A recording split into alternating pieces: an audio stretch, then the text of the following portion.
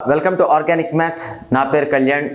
ఈరోజు మనం DSC SGT maths కంటెంట్లో భాగంగా 8వ తరగతికి సంబంధించి ప్రస్తుత సిలబస్లో 8వ తరగతికి సంబంధించి మనం మెన్సురేషన్ అంటే క్షేత్రగణితానికి సంబంధించి ఒకసారి టాపిక్ చేయబోతున్నాం. అదే సమతలాకారాల యొక్క వైశాల్యాలు అనే పేరుతో ఉంటుంది అది. ఆ టాపిక్ గురించి చేయబోతున్నాం. అది అందరూ మనం ఇప్పుడు డిస్కస్ చేయబోతుంది ఏంటి అంటే ట్రెపీజియం లేదా సమలంబ చతుర్భుజం. మీ అందరికీ తెలిసిందే 8వ తరగతిలో సమతలాకారాల యొక్క వైశాల్యాల్లో ఇచ్చిన మొట్టమొదటి భాగం ఏంటి అంటే సమలంబ చతుర్భుజం. సో సమలంబ చతుర్భుజం యొక్క వైశాల్యం ఎలా కట్టాలి, ఏంటి, ఆ ఫార్ములా ఎలా రప్పించాలో చూద్దాం. ఇందులో 2-3 రకాలుగా ఈ ఫార్ములాని తేవచ్చు. అయితే నేను సింపుల్గా దాన్ని ఎక్స్ప్లెయిన్ చేసేస్తాను. సమలంబ చతుర్భుజం అంటే ఏంటో ముందు చూద్దాం. జనరల్గా చతుర్భుజం అంటే ఏంటి? 4 భుజాలు. 4 భుజాలు అక్రమాకారంగా ఉన్నాయనుకోండి, 4 భుజాల్లో క్రమతత్వం లేదనుకోండి, దాన్ని నార్మల్గా చతుర్భుజం అంటాం. అదే 4 భుజాల్లో ఒక జత ఎదుటి భుజాలు సమాంతరంగా ఉన్నాయనుకోండి, నేను ఇక్కడ సమానం అని చెప్పలేదు, సమాంతరము అన్నాను. అంటే ఒక జత ఎదుటి భుజాలు సమాంతరంగా ఉన్నాయనుకోండి, దానిని సమలంబ చతుర్భుజం అంటాం. ఎగ్జాంపుల్ ఇలా చూడండి. ఇగో ఇది ఒక భుజం, దీని ఎదుటి భుజం ఇలా ఉంది. ఎదుటి భుజం ఇలా ఉంది.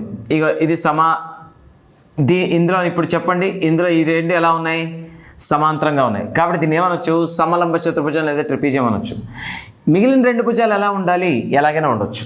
ఇగో చూడండి, ఈ విధంగా ఉందనుకోండి, ఇక ఇక్కడ లంబంగా ఉందనుకోండి, ఇక్కడ ఇలా ఉంది, ఇలా ఉంది, ఇక్కడ ఈ 2 సమాంతరంగా ఉన్నాయా లేదా? చాలు. అంటే ఈ మిగిలిన 2 భుజాలు ఏ విధంగా ఉన్నా పర్వాలేదు, కేవలం ఒక్క జత ఎదుటి భుజాలు సమాంతరముగా ఉంటే చాలు. 1 pair of opposite sides are parallel for a given quadrilateral, then it is called trapezium. అంటే కేవలం ఒక జత ఎదుటి భుజాలు మాత్రమే సమాంతరంగా ఉంటే అటువంటి చతుర్భుజాన్ని మనం ఏమంటామంటే ట్రెపీజియం లేదా సమలంబ చతుర్భుజం అంటాం. రైట్? సో కాబట్టి సమలంబ చతుర్భుజం అంటే ఏంటో అర్థమైందని నేను అనుకుంటున్నాను. సమలంబ చతుర్భుజం అంటే అర్థం ఏంటి? మొత్తం ఉండే 4 భుజాల్లో ఎదురు భుజాలు ఏంటంటే ఇవి 2 ఎదురు భుజాలు, ఇది 2 ఎదురు భుజాలు. ఈ 2 జతల ఎదురు భుజాల్లో ఒక జత ఎదురు భుజాలు సమాంతరంగా ఉన్నాయి, సమానం కాదు. సమాంతరంగా మాత్రమే ఉంటూ సమానంగా లేకుంటే అప్పుడు దాన్ని ఏమంటామంటే సమలంబ చతుర్భుజం అని తెలుగులోని, దానికే ట్రెపీజియం అని కూడా మనం పలుకుతాం. సో ఇది ట్రెపీజియం తాలూకు వైశాల్యం ఎట్లా కట్టాలి? సింపుల్. చూడండి, ట్రెపీజియం యొక్క వైశాల్యాన్ని ఏ విధంగా కట్టాలో ఇప్పుడు చూపిస్తాను. ట్రెపీజియం వైశాల్యాన్ని కట్టే విధానం, దాని ఫార్ములా తెలిసిపోయిన తర్వాత దానికి సంబంధించిన లెక్కలన్నీ మన తాలూకా టెక్స్ట్ బుక్ ఎక్సర్సైజు ఎగ్జాంపుల్స్లో ఉన్నాయి, వాటిని చేద్దాం. సో ఇప్పుడు ఒకసారి చూడండి, సమలంబ చతుర్భుజంలో ఈ సమాంతర భుజాలు ఏంటేంటి? ఏ మరియు బి అనుకోండి. మరియు ఆ 2 సమాంతర భుజాల మధ్య దూరం ఉంది కదా, లంబ దూరం, దాన్ని హెచ్ అనుకున్నాం. అప్పుడు దాని యొక్క ఫార్ములా ఏంటవుతుంది వైశాల్యానికి అని అంటే గుడ్డిగా వెళ్ళాల్సిన అవసరం లేదు. మనకు త్రిభుజ వైశాల్యాలు ఎలా కట్టాలో తెలుసు కాబట్టి దాని నుంచే దీనికి అనుకోవచ్చు. ఏం చేస్తాం చూడండి, ఇప్పుడు మనకి ఇది హెచ్ అంటాం, దీన్ని ఎత్తు అని కూడా అంటాం, లేదా సమాంతర భుజాల మధ్య దూరం అని అనొచ్చు, లేదా హెచ్ ఎత్తు అని కూడా అనొచ్చు. ఇప్పుడు దీన్ని మనం ఏం చేయబోతున్నాం అంటే, నేను ఇక్కడ మన కన్వీనియన్స్ కోసం, కొంచెం నాకు కన్వీనియంట్గా ఉండడం కోసం ఇలా ఒక లైన్ని కలిపాను. ఇదేమవుతుంది? ఎదుటి శీర్షాలను కలుపుతుందా లేదా? ఇక్కడ ఈ శీర్షాన్ని, ఇక్కడ ఈ శీర్షాన్ని, దీన్ని ఏమనొచ్చు? కర్ణం అనొచ్చు. అయితే ఈ కర్ణం ఈ మొత్తం సమలంబ చతుర్భుజాన్ని ఎన్ని భాగాలుగా విభజించింది? 2 కదా, ఇటుపక్క ఒకటి, అటుపక్క ఒకటి. ఒక్కొక్క భాగం ఏ ఆకారంలో ఉంది? త్రిభుజాకారంలో ఉందా లేదా? ఇక చూడండి, ఇది ఒక త్రిభుజం, అలాగే ఇది ఒక త్రిభుజం. ఇప్పుడు ఈ సమలంబ చతుర్భుజం యొక్క వైశాల్యం కావాలి అంటే మీరు ఒకవేళ ఈ త్రిభుజం యొక్క వైశాల్యం కట్టి, అలాగే ఈ త్రిభుజం యొక్క వైశాల్యం కట్టి, రెండింటినీ కలిపితే అది సమలంబ చతుర్భుజ వైశాల్యం అయిపోతుంది కదా. సో అంతే, అంతకంటే దానిలో ఇంకేం లేదు. సో కాబట్టి ఇప్పుడు మనం ముందు ఈ త్రిభుజ వైశాల్యాన్ని కట్టడానికి ప్రయత్నిద్దాం. సో దీన్ని నేను ఇక్కడ సెపరేట్గా డ్రా చేసి చూపిస్తాను. చూడండి, ఇదిగో ఇలా. ఇప్పుడు చూడండి, ఇది బి అని ఇచ్చాం, అంతే కదా. ఈ భుజం బి. ఈ లంబం ఎంత ఉంది? హెచ్. జాగ్రత్తగా గమనిస్తే మీకు 7th స్టాండర్డ్లో నేను చెప్పాను, అంటే 7వ తరగతి సిలబస్ చెప్పేటప్పుడు దాంట్లో నేను చెప్పింది ఒక త్రిభుజం యొక్క ఒక భుజాన్ని భూమిగా అనుకుని అదే భుజానికి గీసిన ఎత్తు ఇచ్చినప్పుడు దాని యొక్క వైశాల్య సూత్రం ఏంటవుతుంది అంటే 1/2 భూమి ఇంటూ ఎత్తు అవుతుందని చెప్పాను, అవునా?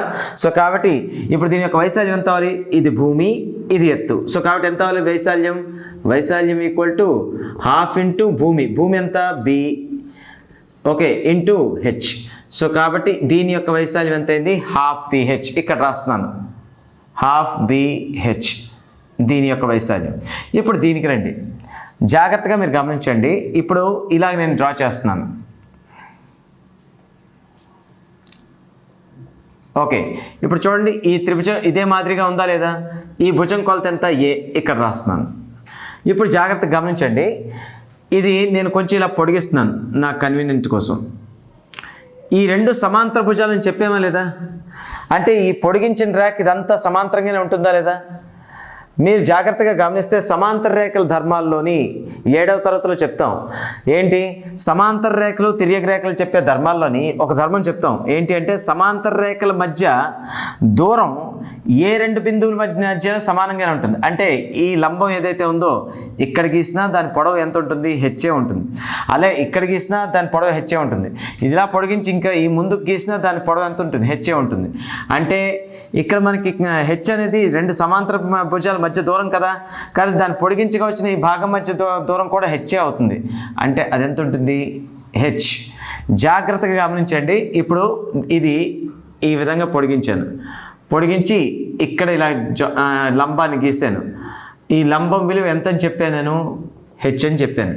మీరు ఇదే పటాన్ని తిరిగేసి చూశారనుకోండి, ఇది అధిక కోణ త్రిభుజమైనా కాదా? అంటే రివర్స్లో కనిపిస్తున్నది, కానీ తిరిగేసి చూస్తే ఏంటిది? అధిక కోణ త్రిభుజం. ఇలా చెప్పినట్టు గుర్తుందో లేదో మీకు, అంటే వీడియోలో చూస్తే కనుక తెలుస్తుంది. ఇలా అధిక కోణ త్రిభుజం ఉండి ఇలా ఇది హెచ్ అనుకుని ఈ భుజాన్ని భూమి అనుకుంటే, ఓకే, ఈ భూమికి అంటే ఈ భుజానికి గీసిన ఎత్తేగా ఇది బయట వైపు పడుతుంది. అప్పుడు దాని యొక్క వైశాల్యం ఏంటవుతుంది అని చెప్పాను? 12bh అని చెప్పానా లేదా? మరి అట్లాగే ఇప్పుడు ఈ భుజాన్ని భూమి అనుకున్నారు అనుకోండి, ఈ భుజానికి ఈ శీర్షం నుంచి గీసిన ఎత్తు ఇలా బయట పడుతుందా లేదా? సో కాబట్టి ఇది ఎత్తు, ఇది భూమి అయింది. అట్లాంటప్పుడు దీని యొక్క వైశాల్యం ఎంత అవుతుంది? 12 ఇంటూ భూమి ఇంటూ ఎత్తు. 12 ఇంటూ ఇది భూమి ఇంటూ ఎత్తు, అంటే 12 ఇంటూ భూమి విలువ ఎంత? ఏ. ఎత్తు విలువ ఎంత? హెచ్. కాబట్టి దీని యొక్క వైశాల్యం ఎంత? 12 ఇంటూ భూమి ఇంటూ ఎత్తు, అంటే 12ah, అంటే దీనికి సంబంధించింది. అలాగే ఇది దీనికి సంబంధించింది, ఓకే. అంటే ఇప్పుడు ఇది దేని యొక్క వైశాల్యం? ఇది 12ah. ఇప్పుడు ఇది ఇంకా అవసరం లేదు, మనం కనుక్కోవడానికి మాత్రం ఇది ఎక్స్ట్రా యాడ్ చేసాం. సరే, అయిపోయింది. ఇప్పుడు చెప్పండి, ఇప్పుడు దీంట్లోని ఈ త్రిభుజం తాలూకు వైశాల్యం అంటే ఈ పెద్ద త్రిభుజం యొక్క వైశాల్యం, ఇగో నా వేలు చూపిస్తే ఇగో ఈ త్రిభుజం యొక్క వైశాల్యం 12bh. అలాగే ఈ త్రిభుజం యొక్క వైశాల్యం 12ah. ఈ 2 త్రిభుజాల యొక్క వైశాల్యాల మొత్తం దేనికి సమానం అవుతుంది? ట్రెపీజియం లేదా సమలంబ చతుర్భుజ వైశాల్యానికి సమానం అవుతుంది.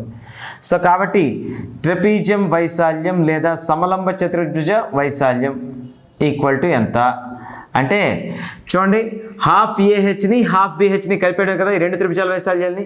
అంటే 12ah ప్లస్ 12bh. ఇక్కడ జాగ్రత్తగా చూస్తే హెచ్ 1/2 కామన్గా ఉందా లేదా? సో 1/2 హెచ్ని కామన్గా తీసేస్తే లోపల ఏం మిగిలిపోతుంది? ఏ, ఇక్కడ బి, అంటే ఏ ప్లస్ బి. కాబట్టి ఒక ట్రెపీజియం లేదా సమలంబ చతుర్భుజ వైశాల్యానికి ఫార్ములా మనకి ఏంటవుతుందంటే 12h లేదా h/2 into a plus B. Okay, h/2 into a plus B. So ఇవన్నీ పక్కన పెడితే, ఇవన్నీ గీయడాలు ఇవన్నీ పక్కన పెడితే ఫైనల్గా నేను ఇక్కడ రాస్తున్నాను చూడండి. ఇదంతా ఏంటి అంటే ఫార్ములా ఏ విధంగా వచ్చిందా అని తెలుసుకోవడానికి పెట్టిన ఒక 5 నిమిషాల వీడియో. అయితే దీనిలో ఫైనల్గా మీకు ప్రాబ్లమ్స్ చేసేటప్పుడు అవసరమైంది ఏంటి అంటే, ఇలా చూడండి, ఒక ట్రెపీజియం ఇలా ఇచ్చాడు, దానిలో సమాంతర భుజాల కొలతలు ఏ మరియు బి, అలాగే ఆ సమాంతర భుజాల మధ్య దూరం లేదా ఆ ట్రెపీజియం యొక్క ఎత్తు అనొచ్చు. అదైనప్పుడు దాని వైశాల్యం ఎంత అంటే 12h లేదా h/2 ఇంటూ ఏ ప్లస్ బి. అయితే ఇక్కడ టర్మినాలజీ ఏంటంటే హెచ్ అనేది ఏంటి? ట్రెపీజియం యొక్క ఎత్తు, లేదా ఇదేంటి? సమాంతర భుజాల మధ్య దూరం.